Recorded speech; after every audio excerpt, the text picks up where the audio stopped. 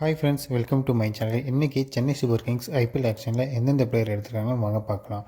First Karthik Sharma 14.20 கோடிக்கு எடுத்துருக்காங்க. இவர் ஒரு விக்கெட் கீப்பர் பேட்ஸ்மேன். அடுத்து பிரசாந்த் வீர், அவரும் 14.20 கோடிக்கு எடுத்துருக்காங்க. இவர் ஒரு சிறந்த ஆல்ரவுண்டருங்க. அப்புறம் மேத்யூ ஷாட் 1.50 கோடி எடுத்திருக்காங்க. இவர் ஆஸ்திரேலியா சேர்ந்த சிறந்த ஆல்ரவுண்டர். நெக்ஸ்ட்டு அமன் கான் 40 லட்சத்துக்கு எடுத்திருக்காங்க. இவர் ஒரு சிறந்த ஆல்ரவுண்டர். நெக்ஸ்ட்டு வெஸ்ட் இண்டீஸை சேர்ந்த அகில் ஆஷன் 2 கோடிக்கு எடுத்திருக்காங்க. இவர் ஒரு சிறந்த ஸ்பின் பவுலர். அப்புறம் நமக்கு எல்லாம் தெரிஞ்ச சஃப்ராஸ் கான் 25 லட்சத்துக்கு எடுத்திருக்காங்க. இவர் ஒரு சிறந்த பேட்ஸ்மேன். இந்தியா டெஸ்ட் டீம்லலாம் விளையாண்டுருக்காங்க. நெக்ஸ்ட்டு ராகுல் சகர் 5.2 கோடிக்கு எடுத்திருக்காங்க.